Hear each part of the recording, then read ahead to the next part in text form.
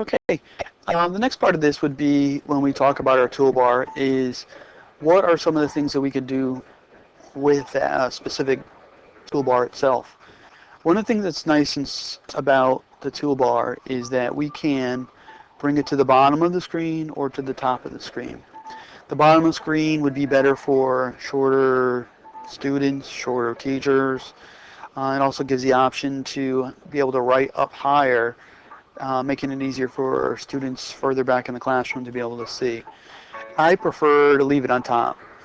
Again, it's just a preference, and I think that's something you get used to one way or the other. Another thing would be this sidebar over here. We have, we could look at the different different pages within it, and this will give us our a page view or page sorter is what they've been calling it. We have a gallery, attachments, properties, and multitask tool. So one of the things that we need to be able to do is we want to, where do we want it on our board? Do we want it over to the right? Do we want it over to the left? Again, personal preference, it really doesn't matter where you want it. It's just what you like. Another thing about this would be these are the driver tools, SmartBoard driver tools. And we'll take a look at these a little further along. We're going to customize this toolbar to be able to access things quickly. Some of the things on it are kind of redundant to what we have available up here. Pen tools, a highlighter, eraser. We could open up another notebook software, screen capturing. Here's the video recorder I'm personally using right now. Keyboard and some undo stuff. And again, it's stuff that's up here, but a lot of times the stuff that we're going to put over in here is going to make our life easier because it's quicker to access stuff. It's things that we use on a regular basis. Let's look at some of the measurement tools. The ruler. The ruler, we can move it around as we wish. Make it shorter, make it longer. How big do I want it? Not lengthwise, but how big do I mean, I'm going to need to have students see what we're doing with the ruler. So how big do we want it? Another function that is important, as you can see, is over here. Once you hit the properties, once you actually hit the toolbar, you'll go, any object will come up with a down arrow here. And in this down arrow, there's lists off a number of things that we could do with it. In this case, we're going to be looking at the locking. And with the locking, if it's unlocked, we could pretty much move it, make it longer, make it shorter. We could lock it in place. Locking this in place in this case, it's not really going to give us, be useful to us because we'll just have a ruler just sitting there. We could allow movement without, how do I put it, without changing the angle, without changing the length. And lastly, which I think is probably the most useful, would be allowed to move and rotate. So this way I can move the ruler about anywhere on the board that I desire, and I can also rotate the ruler. So most often we're not going to have straight lines straight across all the time. And so we need to be able to adjust our ruler to be able to measure what we're looking at. And so here I'm using the centimeter portion of it. Now I guess what's also nice too is it gives you a degree measure from horizontal. So now that I have my measure, it tells me that it looks like it's we'll say point A, we'll say point B, point C. So from A to B, it would be 2.1 centimeters.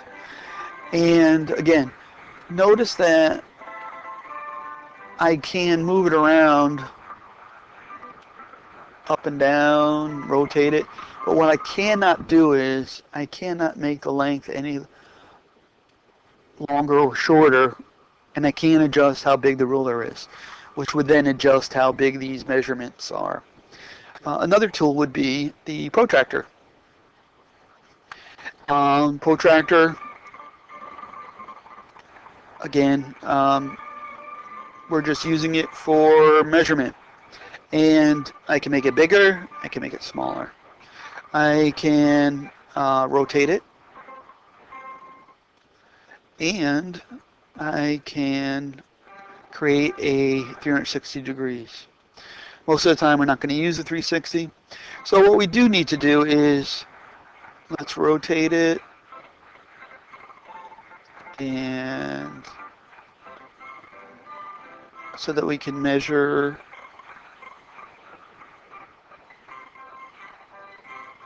our angle. And what appears for us here is this: we have measured our degree, and one of the things that it tells us here, again, we have the 15 degrees here, and this tells us how many degrees from horizontal it is. We take our little green dot, we drag it up to the angle measure, and as soon as we hit here, it will tell us what our degree measure is. It's 51 degrees. And we could also, let's go like this, drag it off of here, and we would be able to show and count what our measure would be. So 10, 20, 30, 40, just a little over 50 degrees, so hence our 51 degrees. Another tool in our measurements is, is the geodreic. The geodreic is not something that we often see in the United States. Again, it's kind of surprising because there is a lot of functionality here that would be wonderful to have. But again, don't often see it here in the United States. The compass. Compass, of course, we all know what it does. It draws circles. Now, the need for our compass in this case would probably be used for construction purposes, because if we just wanted circles, we could just go to the figure tool and draw circles. But what we wouldn't have the capability of doing is doing constructions of various types with the compass. Again, so we open it up to the size that we need. It does give us an idea of how far open our compass is. We can rotate the compass to various places. We could drag the compass around to anywhere we want. To actually draw our circle, you just put your pointer at the pencil tip and draw a circle. So again, the compass, that when we use this, we're using it for, it'll end up being used for primarily construction of angle bisectors, perpendicular bisectors, constructing angles, but to actually just use something to draw a circle is really not necessary, because again, we could just create a circle with the figures. And the last thing that we wanted to discuss today was this. We wanted to be able to save our notebook. So if we want to save what we have, we could either click this button here, or we could go up to the File button and click Save. Again, personal preference. So I click the Save button, it saves it. And the thing that it did not do for me at this point in time, which I was hoping to show you, is that we're going to have to type in something. So let's do it this way. We'll do Save As. And this is what we ended up having. This is what it was called before. And so since I had already saved it, let's just keep it the same name, and we'll say Save. You're not going to see this in the future. If you want to change something, If you're saving something, do you want to replace it? In this case, yes. Why not? Because it's the same thing that we just had. The other thing is we want to be able to open files too. Okay, we're done with this. Let's go to another notebook. We open it up, and now we have a table sitting in front of us.